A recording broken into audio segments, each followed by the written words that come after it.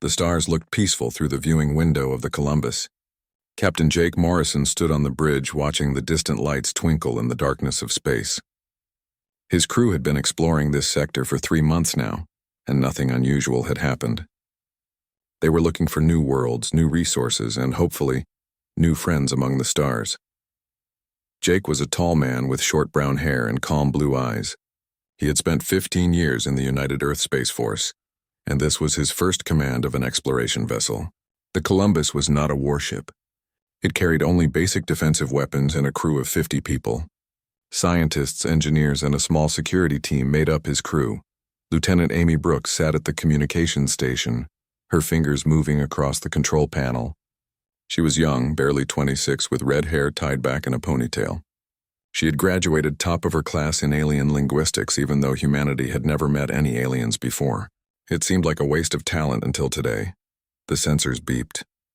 Then they beeped again, louder this time. Chief Engineer Paul Henderson looked up from his station. He was an older man, almost 50, with gray hair and hands that always seemed to have grease on them. He had fixed more broken engines than anyone else in the fleet. "Captain, I'm reading something big on the sensors," Paul said, his voice steady but concerned. "Really big? Multiple contacts heading our way." Jake moved to the center of the bridge. "How many contacts?" "Hundreds, sir." "Maybe thousands. They just appeared at the edge of our sensor range." Amy's station lit up with incoming signals. "Captain, I'm receiving a transmission. It's not in any language we know, but the computer is working on it." Jake felt his heart beat faster. This was it. First contact with an alien species. Everything humanity had wondered about for centuries was about to be answered. Were they friendly? Were they peaceful? Would they share knowledge? The view screen flickered and changed. An image appeared that made everyone on the bridge freeze. The alien was huge, at least 12 feet tall. It had 4 arms, each one thick with muscle. Its body was covered in dark blue armor that looked like it was part of its skin. The face was angular and sharp, with yellow eyes that seemed to burn with intensity. Behind this creature, Jake could see hundreds more just like it. "I am Supreme General Kaldros of the Vraxian Empire," the alien said.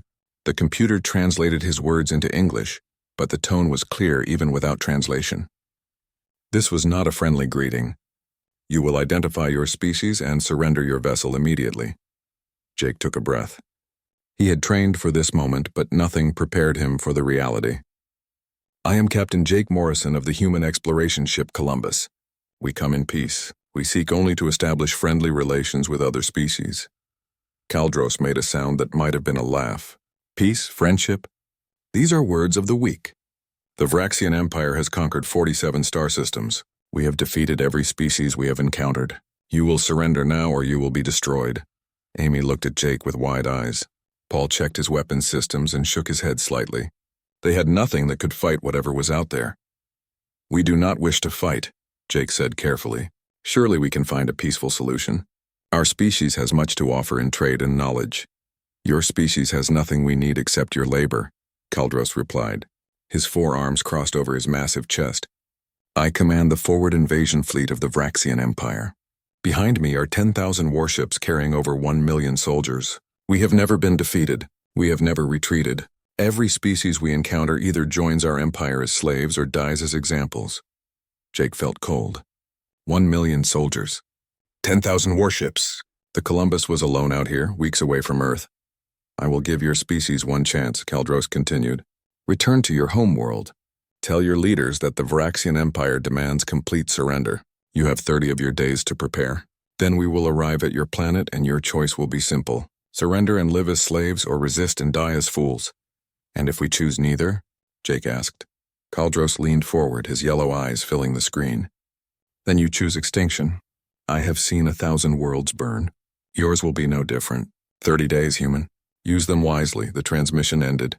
The view screen returned to showing the stars, but now those stars seemed darker somehow. More dangerous. "Captain, sensors show the alien fleet maintaining position at the edge of the system," Paul reported. "They're not advancing, but they're not leaving either." Jake turned to his navigation officer, Lieutenant Danny Green. "Plot a course back to Earth, maximum speed." "Yes, sir," Danny replied, his hands already working the controls. Amy stood up from her station. "Captain, should we try to communicate again? Maybe we can reason with them." Jake shook his head. You saw him, Amy. That wasn't someone interested in talking. That was someone who has done this before and expects it to work. He wants us scared. He wants us to run back home and spread fear. Is it working? Paul asked quietly.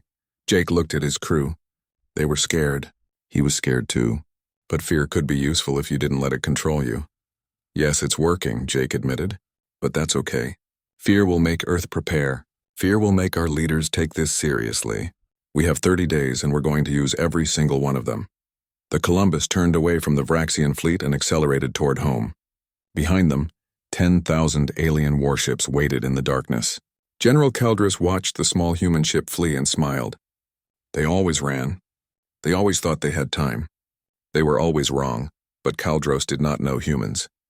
He did not know their history. He did not know that humanity had spent thousands of years fighting each other, learning every possible way to win against impossible odds. He thought 1 million soldiers was overwhelming force. He would learn differently. The journey back to Earth took 12 days at maximum speed. Jake barely slept during that time. He spent hours reviewing everything they had learned about the Vraxians. Every word Caldros had said. Every detail visible in the background of that transmission. Every piece of data their sensors had collected. Paul worked with his engineering team to analyze the alien ships. They were big, powerful, and numerous, but they were also uniform. Every ship looked the same. That meant they thought the same, fought the same. Amy studied the language and found something interesting. The Vraxian tongue had many words for conquest, victory, and dominance. It had very few words for adaptation, change, or innovation. They were warriors, yes, but they were predictable warriors. When Earth finally appeared on the view screen, Jake felt both relief and dread. He was home, but he had brought terrible news with him. The Columbus docked at the Orbital Defense Station, and Jake was immediately summoned to United Earth Defense Command. He stood in a room full of admirals and generals, people with more experience and authority than him. But he was the one who had met the enemy face to face. Admiral Helen Carter listened to his report in silence. She was a woman in her 60s with steel-gray hair and eyes that missed nothing. Around her sat the other military leaders, including General Marcus Webb and Colonel Lisa Martinez. When Jake finished, Admiral Carter leaned back in her chair. 1 million soldiers? 10,000 warships. 30 days. Yes, ma'am, Jake confirmed. And this General Caldros, you believe he was serious about destroying Earth? I believe he has done it before, ma'am. Many times. The room was quiet for a long moment. Then Colonel Martinez spoke up. She was younger than the others, maybe 40, with dark hair and sharp features. Captain Morrison, in your opinion, can we negotiate with them? Jake thought about Caldros, about the way he had looked at humans like they were insects. No, ma'am. I don't think so. They see only 2 options. Submit or die. General Webb, a large man with a beard, slammed his hand on the table. Then we fight. We've faced long odds before. Not like this, Admiral Carter said quietly. Never like this. But you're right, Marcus, we fight, because the alternative is unacceptable. She looked at Jake. Captain Morrison, you've seen the enemy. You'll be part of the planning team. We have 30 days to figure out how to survive. Jake nodded. 30 days to save humanity. It seemed impossible. But humans had done impossible things before. The war room deep beneath United Earth Defense Command buzzed with activity. Admiral Helen Carter stood at the head of a large table covered with holographic displays showing Earth, its orbital defenses, and projected paths the Vraxian fleet might take. Around her sat the best military minds humanity had, and they all looked worried. Jake Morrison had not left this room for 3 days. He survived on coffee and short naps in a chair. Colonel Lisa Martinez sat across from him, reviewing tactical data. General Marcus Webb paced back and forth, his heavy footsteps echoing in the room. We have 200 warships, General Webb said, breaking the silence. The Vraxians have 10,000. We have maybe 50,000 trained soldiers ready for combat. They have 1 million. The math is simple. We lose. The math is never simple in war, Colonel Martinez replied. She pulled up a holographic image showing famous battles from human history. Thermopylae, the Alamo, Rorke's Drift. Humans have won against overwhelming odds before. Those were last stands, Webb countered. The defenders died, but they bought time. They inspired others. They proved that numbers alone don't guarantee victory. Martinez looked at Admiral Carter. We need to change how we think about this fight. The Vraxians expect us to meet them head-on, fleet against fleet. That's how they've won every battle. We can't do that. Admiral Carter nodded slowly. What do you propose? We don't fight their war. We fight ours. Martinez activated another display showing the solar system. The Vraxians grouped their ships together. Massive formations designed to overwhelm through firepower. But big formations are slow, hard to maneuver. We use small, fast ships, hit-and-run tactics. Make them chase us through asteroid fields and around planets. Use the terrain. Paul Henderson, who had been invited to join the planning team, spoke up. I've been analyzing their ship designs from the sensor data we collected. They're powerful but standardized. Every ship has the same basic systems. That's a weakness. How so? Admiral Carter asked. Because if we find a way to hurt one ship, we can hurt all of them the same way. They don't innovate. They don't adapt. They found something that works and stuck with it for probably centuries. Paul pulled up technical schematics. I have an idea. It's crazy, but it might work. He explained his concept for gravitational disruption devices, small mines that could be scattered through space. When Vraxian ships came near them, the devices would create localized gravity wells that would interfere with their navigation and power systems. It wouldn't destroy the ships, but it would disable them temporarily. How temporarily? Jake asked. Long enough for our ships to get away, or long enough for the disabled ships to crash into each other if they're flying in tight formation? General Webb stopped pacing. Can you build these devices in 30 days? Paul smiled. I can build a prototype in 3 days. After that, every factory on Earth and in orbit will start producing them. We'll have millions ready before the Vraxians arrive. The mood in the room shifted slightly. It wasn't hope exactly, but it was something better than despair. Colonel Martinez continued outlining her strategy. We also need to prepare for ground combat. If the Vraxians land on Earth, we need to turn every city into a fortress. Not obvious fortresses, hidden ones. We evacuate civilians to underground shelters and bunkers. The cities look abandoned, but they're actually full of traps and ambush points. Lieutenant Commander Ryan Foster entered the room. He was a specialist in special operations, a quiet man with sharp eyes who rarely spoke unless he had something important to say. I've been training strike teams for zero-gravity combat. If we can get our people onto Vraxian ships, we can cause havoc from the inside. They're used to fighting in space between ships, not inside them. Boarding actions. Admiral Carter raised an eyebrow. That's risky. Everything about this is risky, Ryan replied. But the Vraxians won't expect it. They think we're primitive, weak. We use that assumption against them. Sergeant Kelly Price, who commanded the 1st Marine Response Unit, nodded in agreement. She was a tough woman who had seen combat in the colony conflicts. My people are ready for ground combat. We've been studying urban warfare tactics. The Vraxians are big and strong, but that makes them targets. We're smaller, faster, and we know our own planet better than they ever will. Admiral Carter looked around the room. So our strategy is to avoid direct confrontation, use hit-and-run tactics, turn our cities into traps, and board their ships from the inside. Does everyone understand how insane this sounds? Completely insane, Jake agreed. Which is why it might work. The Vraxians have never faced an enemy like us. They've conquered 47 star systems using the same tactics every time. They're expecting us to be like all the others. But we're not, Colonel Martinez said firmly. We're human.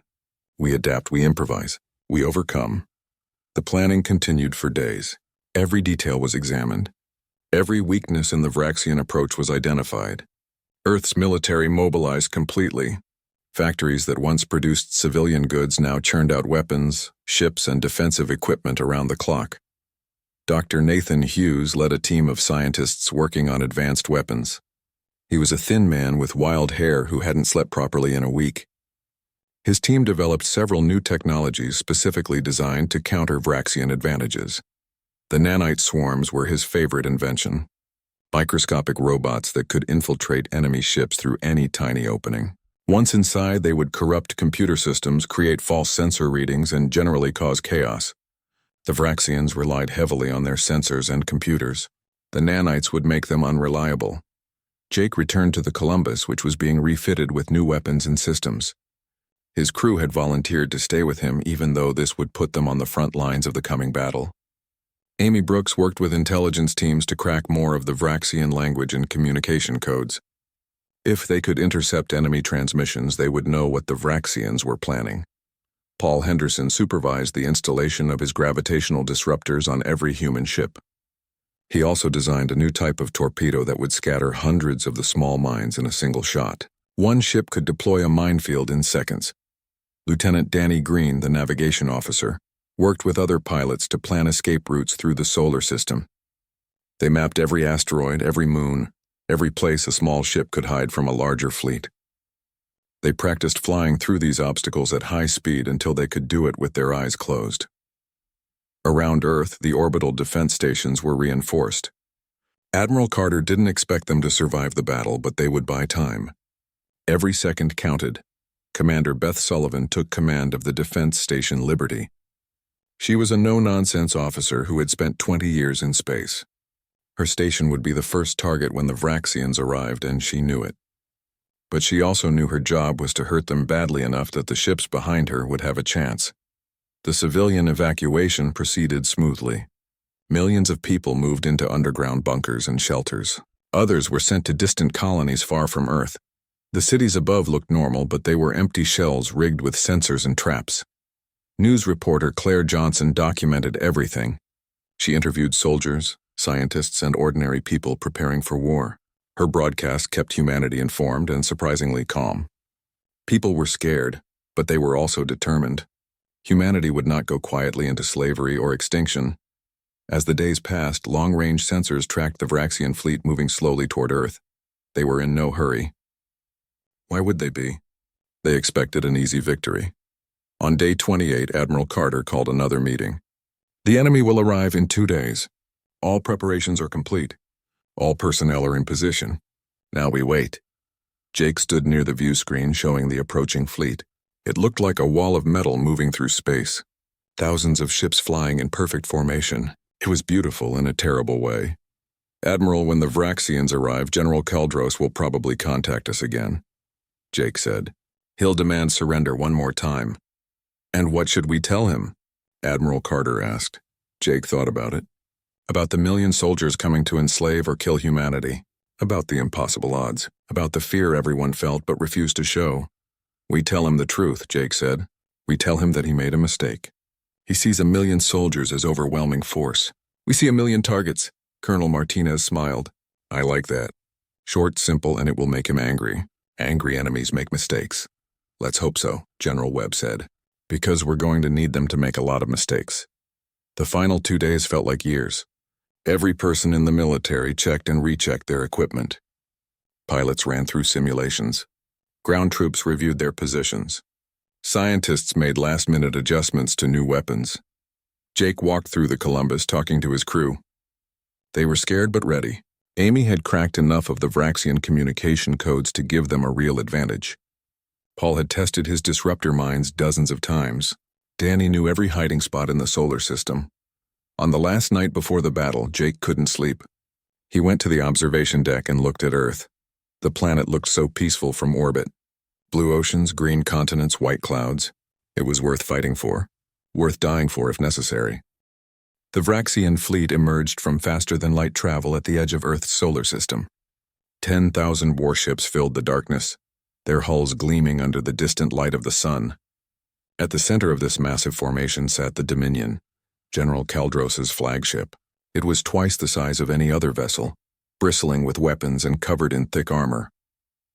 On the bridge of the Dominion, Kaldros stood tall and confident. Around him, his officers worked at their stations preparing for what they believed would be a quick victory. The general had done this 47 times before. The pattern was always the same. The enemy would see his fleet, panic and either surrender immediately or put up a brief, hopeless resistance before being crushed. Send the final surrender demand to the humans, Kaldros ordered. His voice carried the weight of someone who had never been defeated. The transmission went out across all frequencies. On Earth and aboard every human ship, screens lit up with the general's image. Humans, this is your last chance, Kaldros began. Surrender now and you will be allowed to live as servants of the Vraxian Empire. Resist and you will be exterminated. You have seen my fleet. You know you cannot win. Choose wisely. Jake Morrison sat in the captain's chair of the Columbus watching the transmission with his crew. Around Earth, 200 human warships waited in scattered positions. They looked so small compared to the Vraxian fleet. Admiral Carter's voice came through on the command channel. All ships weapons free. Engage when ready. And remember, we're not trying to win a stand-up fight. We're trying to make them bleed. Jake opened a channel to respond to Kaldros. The alien general appeared on his screen, clearly expecting to hear words of surrender or desperate pleas for mercy. General Kaldros, Jake said calmly. You say you command 1 million soldiers. We see 1 million targets. Come and get us. He cut the transmission before Kaldros could respond. On the Dominion, the Vraxian general's face twisted in anger. His forearms clenched into fists. No enemy had ever spoken to him with such disrespect. These humans would pay dearly for their arrogance. All ships advance, Kaldros commanded. Full speed. Destroy everything. The massive Vraxian fleet moved forward as one enormous wall of metal and firepower. They maintained their tight formation, just as they always did. It was an intimidating sight designed to break enemy morale. It had worked against every other species they had encountered, but humans had different ideas about how to fight. Here they come, Lieutenant Danny Green said from the navigation station. Formation holding steady. They're not even trying to spread out. Perfect, Jake replied. Paul, deploy the mines. The Columbus and a dozen other ships fired special torpedoes ahead of the Vraxian fleet. Each torpedo scattered hundreds of Paul Henderson's gravitational disruptors throughout space. Within minutes, thousands of the small devices floated invisibly in the path of the advancing enemy. The Vraxian fleet charged forward, completely unaware of the trap. Their sensors detected the human ships ahead and locked weapons onto them. But they missed the much smaller mines. When the first Vraxian ships hit the minefield, chaos erupted.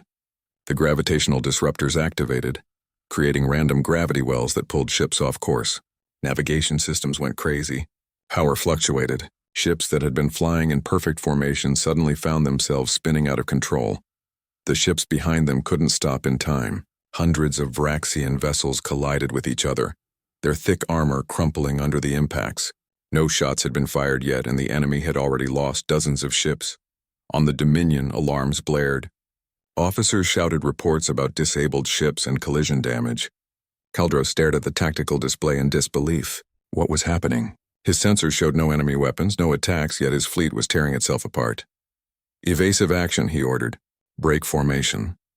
But breaking formation was something Vraxian fleets never practiced. They fought as one solid unit. When they tried to spread out, they only created more collisions and confusion. Admiral Carter watched from Earth as the Vraxian fleet descended into disorder. Phase 1 successful. All ships begin hit-and-run attacks. Don't stay in one place. Don't give them a target they can hit. The human ships scattered in all directions. The Columbus dove toward Mars, using the planet's gravity to slingshot around and come up behind a group of Vraxian vessels. Jake's crew moved with practiced precision. They had rehearsed this 100 times. Target their engines, Jake ordered. Amy, jam their communications. The Columbus fired a spread of missiles at the rear of 3 Vraxian ships. The missiles weren't meant to destroy the ships, just disable them. They hit their targets perfectly, knocking out propulsion systems. The 3 ships drifted helplessly while the Columbus accelerated away before the enemy could return fire. Amy Brooks worked her magic at the communication station. She had spent weeks learning Vraxian communication protocols. Now she flooded their channels with false messages, fake orders, and random noise. The enemy couldn't coordinate their responses. All across the solar system, human ships executed similar attacks. They would appear from behind asteroids or moons, strike quickly, and vanish before the Vraxians could react. It was frustrating and confusing for an enemy used to straightforward battles. General Kaldros grew more furious by the minute. Why can't we hit them? They're just tiny ships. We have thousands of weapons, his tactical officer tried to explain. General, they're too fast and too spread out. When we aim at one, it's already gone. They're using the planets and asteroids as cover. Our sensors can't track them effectively in these conditions. Then send fighters after them. Small ships to hunt small ships. Yes, General. The Vraxian fleet launched thousands of small fighter craft. They swarmed through space like angry insects hunting for human ships. But the humans had prepared for this too. Commander Beth Sullivan commanded the defense station Liberty, which orbited Earth. She watched the Vraxian fighters approaching and smiled grimly. "Wait for it," she told her crew. "Let them get close," the fighters screamed toward Liberty, weapons charging. They thought the station was an easy target, too big and slow to dodge. When they were almost in firing range, Beth gave the order. Now, Liberty wasn't just one defense station. It was hundreds of automated gun platforms that had been hidden, powered down to avoid detection. They all activated at once, creating a wall of defensive fire. The Vraxian fighters flew right into it. Explosions lit up space as fighters were torn apart. The survivors tried to retreat, but found themselves trapped between Liberty's guns and a minefield of Paul Henderson's disruptors. Within minutes, half the fighter wing was destroyed. The rest fled in panic. On the Dominion, Kaldros received the reports and couldn't believe what he was hearing. His invasion was supposed to be easy, a quick show of force, a fast victory. Instead, his fleet was taking damage while barely touching the enemy. "Enough of this," Kaldros growled. "Deploy the ground forces. Take the planet directly. Once we control their homeworld, their ships will have to surrender." It was exactly what Colonel Lisa Martinez had predicted. She watched from the command center as 500,000 Vraxian soldiers boarded landing craft and headed toward Earth. "They took the bait," she said to Admiral Carter. "Prepare ground forces. This is about to get ugly." Sergeant Kelly Price stood in the ruins of what used to be downtown New York. The city looked abandoned, buildings empty, and streets quiet. But Kelly knew better. Hidden in every building, every subway tunnel, every sewer system were human soldiers and automated defenses. "They're coming," her radio crackled. "Landing craft touching down in all major cities." "Copy that," Kelly replied. "Remember the plan. Let them land. Let them think they've won. Then we introduce them to urban warfare."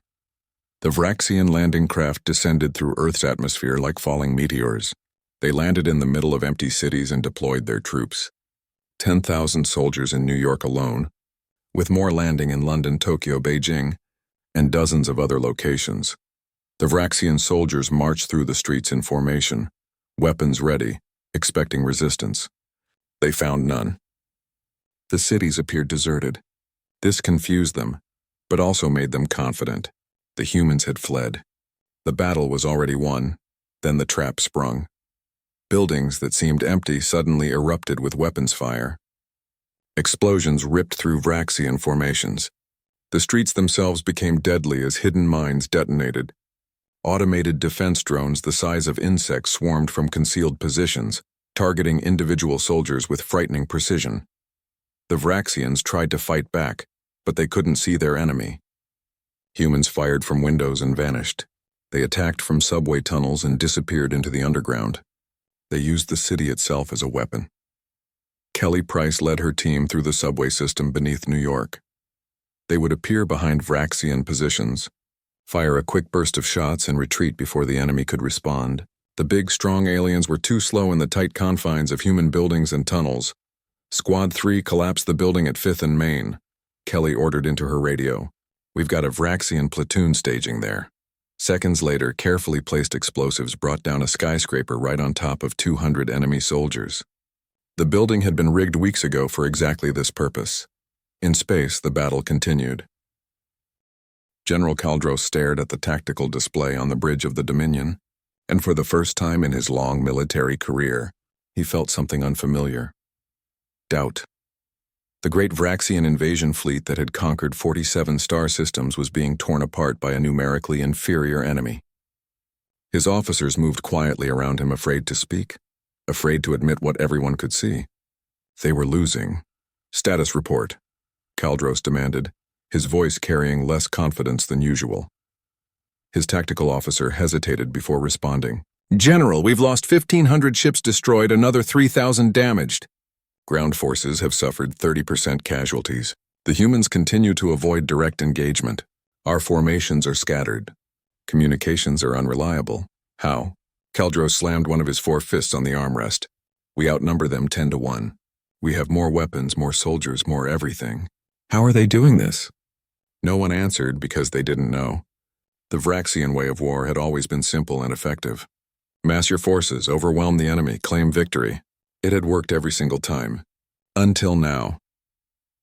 On Earth, Sergeant Kelly Price crouched in the ruins of what used to be a shopping center in downtown New York. Around her, 15 other human soldiers waited in silence. Through her tactical visor, she watched a column of 200 Vraxian soldiers marching down the street below. They moved cautiously now, having learned that Earth's empty cities were anything but safe. "Wait for them to reach the intersection," Kelly whispered into her radio. "Teams 2 and 3 prepare to collapse the buildings on either side.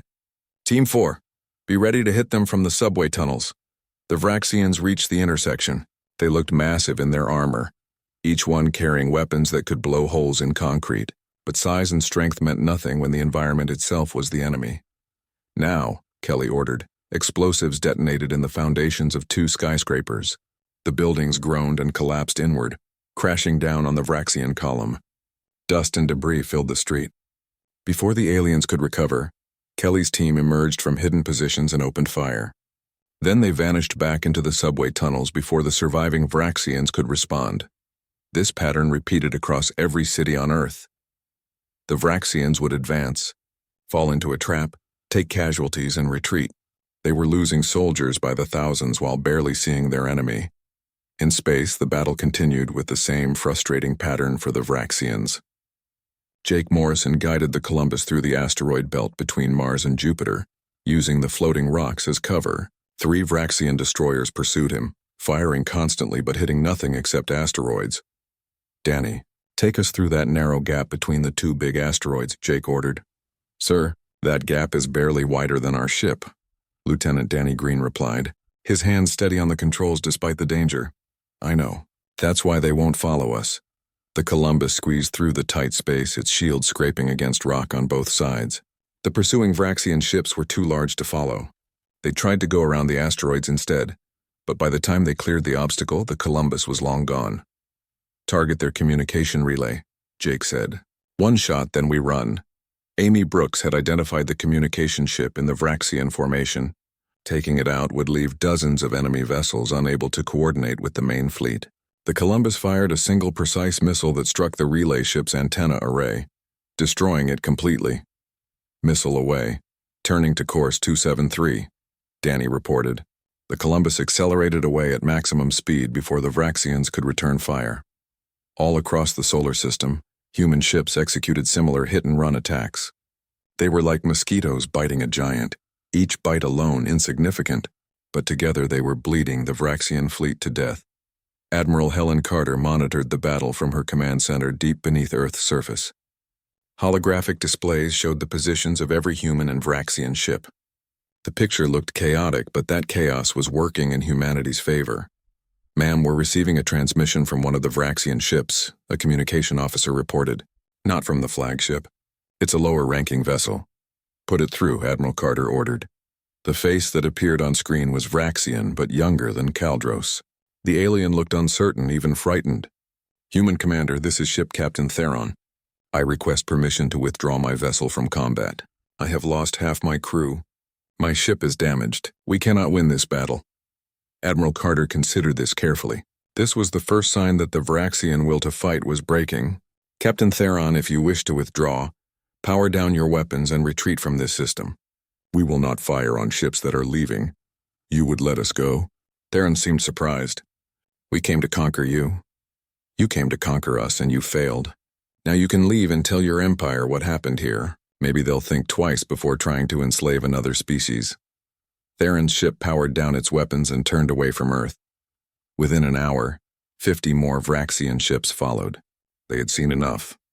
This battle was not worth dying for. On the Dominion, Kaldros watched his fleet shrink and felt his anger grow. "Cowards," he snarled. "They abandoned the fight like weaklings." "General," his second-in-command said carefully, "perhaps we should reconsider our strategy. The humans are not like the other species we have conquered. They fight differently. We need to adapt." "Adapt?" Kaldros' voice rose. "The Vraxian Empire does not adapt. We dominate, we crush. That is our way. That has always been our way. And it's not working," the second-in-command said, brave enough to speak the truth everyone else was thinking. Kaldros grabbed the officer and lifted him off the ground with 2 of his 4 arms. For a moment it looked like he might kill his own subordinate. Then slowly he set the officer back down. Because deep inside, Kaldros knew he was right. "What do you suggest?" Kaldros asked quietly. "We need to strike at something they cannot ignore. Something that will force them to face us directly. Their planet. We need to threaten Earth itself with complete destruction. Kaldros thought about this. His fleet was still powerful enough to destroy Earth from orbit. If he threatened total annihilation, surely the humans would have to negotiate. Prepare the planet-killer weapons. We'll give them one more chance to surrender. Lieutenant Commander Ryan Foster led another boarding team, this time targeting a Vraxian supply ship. These ships carried food, ammunition, and spare parts for the invasion fleet. Destroying supplies would force the Vraxians to either retreat or starve. Charges planted, one of his team members reported. We're ready to blow the cargo bay. Wait, Ryan said, studying his scanner. There are life signs in there. A lot of them. The team cautiously entered the cargo bay and found something unexpected. Hundreds of aliens, but not Vraxians. These were smaller, different species. They were imprisoned in cages, being transported as slaves. These must be from the other species the Vraxians conquered, Ryan realized. He opened the communication channel to Admiral Carter. Ma'am, we have a situation. This supply ship is carrying slaves from other worlds. Admiral Carter understood the implications immediately. Can you free them? Yes, ma'am. Do it. And ask them if they want to help us fight.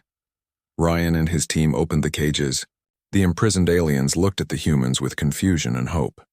Through translators, Ryan explained what was happening. The Vraxians were being defeated by Earth. Would these slaves like their freedom? The answer was immediate and universal. Yes. Within hours, word spread through the Vraxian fleet. The slaves they carried as cargo or used as servants were rebelling. Ships that were already damaged from external attacks now faced internal sabotage. The oppressed species that the Vraxians had conquered, over decades, saw their chance for revenge and took it. General, Kaldros learned about the slave rebellions and felt his carefully constructed empire beginning to crumble. He had built power on the backs of conquered peoples, never imagining they might rise against him. Forget the supplies, forget the ground troops, forget everything else, Kaldros ordered. Bring the fleet together. We're going to destroy Earth's surface from orbit. If we cannot conquer it, we will burn it. Every remaining Vraxian ship began to converge on Earth. Admiral Carter watched them come and knew this was the moment everything would be decided. She opened a channel to all human forces. All ships, all stations, all ground units. The enemy is making their final move. They're going to try to destroy Earth from orbit. We cannot allow this. Every ship, every weapon, everything we have, throw it at them now. This is for our home. This is for our future. Hold nothing back. The Columbus joined 100 other human ships, forming a defensive line between Earth and the Vraxian fleet. Jake Morrison looked at his crew. They were exhausted, running on adrenaline and determination, but none of them showed any sign of quitting. Amy, send a message to all Vraxian ships, Jake ordered. Tell them if they fire on Earth, we'll hunt down every single one of them.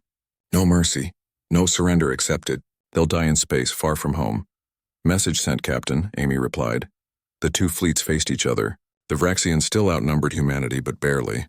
They had lost over half their original strength. The humans were battered and wounded, but they were fighting for their home. General Kaldros. The ceasefire was fragile at first. Human and Vraxian ships maintained their positions, weapons powered down but ready. Nobody trusted the peace yet. Too much blood had been spilled. Too many lives lost, but at least the shooting had stopped. Admiral Helen Carter sat across from General Kaldros in a neutral space station that floated between their fleets. The station was small, hastily constructed for this meeting, but it was neutral ground. Neither side had the advantage here. Kaldros looked different without his armor. He was still massive, still intimidating, but there was something changed in his yellow eyes. The absolute certainty that had defined him was gone, replaced by something that looked almost like doubt. Why did you stop? Admiral Carter asked directly. She had no interest in diplomatic pleasantries. Your fleet could have fired on Earth. Many of your weapons would have gotten through our defenses. You could have killed millions of my people. Why didn't you? Kaldros was quiet for a long moment. When he spoke, his voice carried a weight of realization, because it would have been wrong, and because it would have accomplished nothing. Your people would have continued fighting from the colonies. You would have hunted my fleet across the galaxy. I would have created an enemy that would never forgive, never forget, never stop. You're right, Carter said. We would have. I have conquered 47 worlds, Kaldros continued. On everyone, I believed I was bringing order and strength. But now I wonder, what did I really bring? Fear, hatred. When your people fought us, I saw something I had never seen before. Not fear, determination. You were not fighting because you had to. You were fighting because you chose to. There is a difference, a big difference, Carter agreed. Nobody ever defeated you before because you crushed them before they had a chance. We had time to prepare, time to think, time to figure out that your strength was also your weakness. My weakness? Kaldros looked surprised. You never adapted. Every battle you fought the same way. Big formations, overwhelming force, straightforward tactics. It worked until it didn't. We studied you. We learned. We changed our approach to counter yours. That's what humans do. We adapt. Kaldros made a sound that might have been a laugh. 1,000,000 soldiers. I was so proud of that number. Such overwhelming force, and you saw 1,000,000 targets. You were right. So what happens now? Carter asked. Your fleet is badly damaged. You've lost over half your ships and soldiers. You can't conquer Earth. But we can't chase you across the galaxy either. We're exhausted. Both sides have lost enough. I propose an alliance, Kaldros said, and the words seemed to surprise him as much as they surprised Carter. Not conquest. Not submission. Partnership. Why would we partner with someone who came to enslave us? Because I can offer you something valuable. Knowledge. My empire has explored and conquered dozens of systems. We know of other threats out there. Species that make the Vraxians look peaceful. Pirates, raiders, worse. You defeated us through intelligence and tactics. We have raw power and numbers. Together, we would be stronger than either of us alone. Carter considered this carefully. It was a risk. The Vraxians had proven they could not be trusted. But she also knew that humanity needed allies. The galaxy was big and dangerous. Making an enemy of the Vraxian Empire forever would not serve Earth's interests. If we agree to this alliance, there would be conditions, Carter said. First, all the slaves your empire has taken must be freed. Second, no more conquest. The Vraxian Empire stops expanding through force. Third, you share your knowledge and we share ours. Real partnership, not domination. The Vraxian High Command will not accept these terms easily, Kaldros admitted. Our entire culture is built on strength and conquest. Then your culture needs to change. Or you can keep doing what you've always done and eventually run into another species that defeats you. Maybe next time you won't be lucky enough to face someone willing to negotiate. Kaldros stood and walked to the window of the space station. Outside, his fleet waited. These were his soldiers, his responsibility. He had led them into this disaster. Now he had to lead them out of it. I will take your terms to the High Command, he said finally, but I cannot promise they will accept. Then I suggest you be very persuasive, Carter replied, because the alternative is we remain enemies. And I think you've learned that humans make very persistent enemies. While the leaders negotiated, the soldiers on both sides dealt with the aftermath of battle. Jake Morrison walked through the corridors of the Columbus checking on his crew. They were alive but exhausted. Paul Henderson was already repairing damage to the ship's systems. Amy Brooks sat at her station, still monitoring Vraxian communications even though the fighting had stopped. Captain, I'm picking up something interesting, Amy said. The freed slaves from the Vraxian supply ships are broadcasting their stories. Other Vraxian vessels are hearing what their empire really did to conquered species. Some of the Vraxian soldiers are questioning their orders. Good, Jake replied. The more they question, the harder it will be for their leaders to go back to the old ways. On Earth, Sergeant Kelly Price helped clear the rubble in New York. The city was a mess, but it could be rebuilt. Many Vraxian soldiers had surrendered when the ceasefire was called. Now they sat in temporary camps, disarmed and confused. They had expected to conquer Earth in days. Instead, they had been defeated and now sat as prisoners. Kelly approached one of the Vraxian soldiers, a young one who looked barely old enough to fight. Through a translator, she asked, "Why did you come here?" The young Vraxian looked up at her. "Because I was ordered to. Because I was told it was necessary for the strength of the Empire. Because I believed we were bringing order to chaos. And now?" Kelly asked. "Now I think I was lied to. I watched my unit get destroyed in these streets. We never saw you coming. You fought like ghosts, like the city itself was alive and fighting us. I don't want to fight anymore." Kelly nodded. "Good. Because we don't want to fight anymore either. We just want to live in peace." News reporter Claire Johnson documented the ceasefire and the negotiations. Her broadcasts reached every human colony and settlement. People were cautiously optimistic. They had survived. Earth was safe. But everyone wondered what would come next. Dr. Nathan Hughes met with Vraxian scientists who had been part of their fleet. The scientists were less warlike than the soldiers, more interested in technology and discovery. They were fascinated by human innovations like the gravitational disruptors and nanite swarms. "We never thought to use gravity as a weapon," one Vraxian scientist admitted. "Our weapons are all direct energy or kinetic force. This is clever." "That's because we're usually the smaller, weaker ones," Nathan explained. "Humans have spent our entire history fighting against bigger, stronger opponents. We got good at finding unconventional solutions." The Vraxian scientist considered this. "Perhaps that is why you won. We only know one way to fight." "You know many ways." Lieutenant Commander Ryan Foster worked with the freed slaves from the conquered worlds. There were 7 different species, all of whom had suffered under Vraxian rule. Now they wanted to go home, but many of their worlds were still controlled by the Empire. "We can help you," Ryan told them. "If the Vraxians honor the Alliance terms, those worlds will be freed. You can rebuild." One of the freed aliens, a small creature with blue skin and large eyes, asked, "Why do you help us? You do not know us." "Because it's the right thing to do," Ryan replied simply. "And because we believe everyone deserves freedom." Back on the space station, Admiral Carter received a transmission from General Kaldros. "The High Command has agreed to meet with you. Empress Valthara herself wishes to speak with the humans who defeated our greatest general." "When and where?" Carter asked. "In 7 days at the Vraxian homeworld. She offers safe passage for you and your delegation." Carter knew this was another risk, going into the heart of the Vraxian Empire with only a small delegation. But if they wanted real peace, someone had to take the first step. "I'll come," Carter said. "But I'm bringing Captain Morrison and Colonel Martinez with me, and we're coming in one of our ships, not yours." "Acceptable," Kaldros agreed. 7 days later, the Columbus entered the Vraxian home system. Jake Morrison sat in the captain's chair, very aware that they were surrounded by Vraxian ships and defenses. "One wrong move and they would be destroyed instantly." "Nervous, Captain?" Colonel Lisa Martinez asked. She stood beside his chair looking calm despite the danger. "Terrified," Jake admitted. "But we didn't come this far to turn back now." The Vraxian homeworld was impressive, a large planet covered in cities and military installations. Millions of ships moved through orbit. The scale of their civilization was enormous.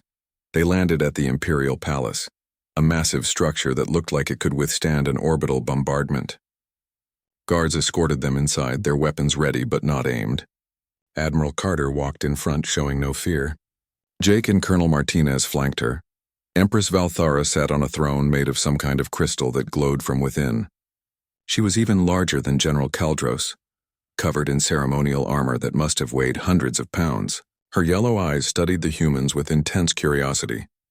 "So these are the humans who defeated my finest general," Valthara said. Her voice was deep and commanding. "You do not look impressive, we." 6 months passed after the historic agreement between Earth and the Vraxian Empire. Those months were filled with difficulty and doubt, but also hope. Change never came easy, especially for a civilization built on 1,000 years of conquest. Jake Morrison stood on the observation deck of the newly renamed vessel Unity, formerly the Vraxian flagship Dominion. The ship had been damaged badly during the battle for Earth, and now human and Vraxian engineers worked side by side to repair it. The sight still felt strange to Jake, seeing the 2 species cooperating instead of fighting. "Captain Morrison," a voice called. Jake turned to see General Kaldros approaching. The massive alien moved with less arrogance than before.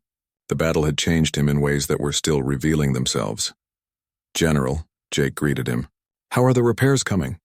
"Ahead of schedule, thanks to your engineer Henderson's innovations. He has shown my people techniques we never considered. He is teaching us to think differently about problems." "That's what Paul does best," Jake said with a slight smile. He never met a problem he couldn't solve with enough coffee and creative thinking. Kaldros looked out the window at Earth, visible in the distance. "I owe your world an apology that can never be sufficient. I came to conquer, to enslave, to destroy if necessary. Instead, you taught me that strength without wisdom is meaningless. You're teaching others that same lesson now," Jake pointed out. "The younger Vraxian officers respect you more for admitting you were wrong than they ever did for your victories." "Perhaps," Kaldros said quietly. "But there are still many who see the Alliance as weakness, who believe we should have destroyed Earth rather than surrender." They do not understand what I learned that day. That humanity is not an enemy to be conquered. You are warriors of a different kind. On Earth, the recovery continued. The cities that had been battlegrounds were being rebuilt. New York, London, Tokyo, and the others rose from the rubble stronger than before. But it was not just physical reconstruction. Humanity was rebuilding its understanding of the galaxy, too. Sergeant Kelly Price worked at the new training facility where human and Vraxian soldiers learned from each other. The Vraxians taught humans about coordinated large-scale operations and the strength that came from unity. Humans taught Vraxians about flexibility, adaptation, and unconventional tactics. Your soldiers are quick learners, Kelly told a Vraxian training officer named Commander Vex. A few months ago, they only knew how to fight in formation. Now they're learning urban combat, stealth operations, all kinds of skills. They are learning that there is more than one way to be strong, Vex replied. He had been skeptical of the alliance at first, but working with humans had changed his mind. I admit, I did not believe a species as small as yours could teach us anything. I was wrong. We all have something to teach each other, Kelly said. That's the point of an alliance. Admiral Carter spent most of her time coordinating the logistics of integrating two very different military forces. It was complicated work. The Vraxians had different equipment, different protocols, different command structures. Making everything compatible required patience and compromise from both sides. Colonel Lisa Martinez helped with the diplomatic side. She worked with representatives from the 7 species that had been freed from Vraxian slavery. These species were slowly returning to their homeworlds, which were being liberated according to the treaty terms. How are the transitions going? Admiral Carter asked during one of their regular meetings. Better than expected in some places, worse in others, Martinez replied honestly. Some of the conquered worlds are happy to be free and willing to join the new alliance. Others are suspicious and want nothing to do with either humans or Vraxians. Can't really blame them after what they went through. No, Carter agreed. We'll have to earn their trust. It'll take time. Lieutenant Amy Brooks had perhaps the most interesting job. She worked as a liaison between human and Vraxian communication systems. The two species had to learn to understand each other. Not just translate words, but bridge cultural differences. The Vraxian language has 17 different words for types of victory, Amy explained to a class of human diplomats. But it has only 3 words for peace. That tells you a lot about their culture, or at least what their culture used to be. We're helping them develop new vocabulary for cooperation and partnership. Dr. Nathan Hughes continued his work with Vraxian scientists. The technology exchange was producing incredible results. Human creativity combined with Vraxian engineering power created innovations neither species could have achieved alone. We're developing a new type of ship shield that combines your gravitational technology with our energy systems. A Vraxian scientist named Dr. Kelmar explained excitedly. It's more effective than anything either of us had before. That's the idea, Nathan replied. Alone we're good. Together we're better. But not everything was peaceful. As Empress Valthara had warned, there was resistance to the changes. A faction within the Vraxian military, led by an admiral named Torvas, believed the alliance was a mistake. They thought Kaldros had grown weak, that humanity had somehow tricked or manipulated the Empire into surrender. Admiral Torvas commanded a splinter fleet of 200 ships. He refused to recognize the alliance and continued raiding border systems, taking slaves, operating as the Vraxian Empire had always operated. He claimed he was preserving true Vraxian strength. We need to deal with Torvas, Admiral Carter told General Kaldros during a secure communication. His raids are undermining everything we're trying to build. The freed species think we lied about ending slavery. Other potential allies are afraid to join us because they think the Vraxians haven't really changed. Torvas was one of my best officers, Kaldros admitted. He is skilled, ruthless, and completely loyal to the old ways. He will not surrender easily. Then we'll have to stop him the hard way, Carter said. Together, show the galaxy that the alliance is real and that we won't tolerate raiders and slavers, even if they used to be your people. The combined human-Vraxian fleet deployed to stop Torvas. The Unity led the way, with General Kaldros in command and Captain Morrison serving as his tactical advisor. It was a strange partnership, but it was working. Commander Beth Sullivan commanded 3 human destroyers in the fleet. Sergeant Kelly Price led Marine units ready for boarding actions if necessary. Lieutenant Commander Ryan Foster prepared his special operations teams. The Columbus, repaired and upgraded, flew alongside Vraxian cruisers that had once tried to destroy it. They found Torvis's fleet in the Kelos system, in the process of raiding a colony world. The Splinter fleet was smaller than the combined force sent to stop it, but Torvis was a talented commander. He had chosen his position well, using the system's gas giant and its moons as cover. Admiral Torvis, this is General Kaldros. Kaldros broadcast on all frequencies. You are ordered to stand down immediately. The Vraxian Empire has entered into alliance with humanity. Your raids violate that treaty and dishonor our people. Torvis's face appeared on screen. He was old for a Vraxian, his armor scarred from countless battles. You call me the one who dishonors our people, Kaldros? You are the one who surrendered to these weak humans. You are the one who freed our slaves and abandoned our ways. I remain true to what the Empire has always been. The Empire is changing, Kaldros replied, by order of Empress Valthura herself. You can change with it or be left behind.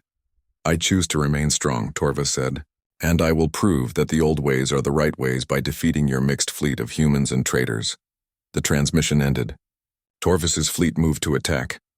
Here we go again, Jake said from his position on the Unity's bridge. Admiral Carter, we're detecting the same formation tactics they used at Earth. Tight grouping, overwhelming firepower approach. Then we respond the same way we did at Earth, Carter replied from her command ship. All vessels scatter formation. Hit and run tactics. Humans take the lead. Vraxians provide support fire. But something unexpected happened. Half of Torvis's fleet broke formation and adopted human-style tactics. They scattered, using the moons as cover, approaching from multiple angles. They learned from our battle, Colonel Martinez observed. Torvis studied what we did and adapted. He's not as rigid as Kaldros was. Great, Jake muttered. An intelligent enemy using our own tactics against us.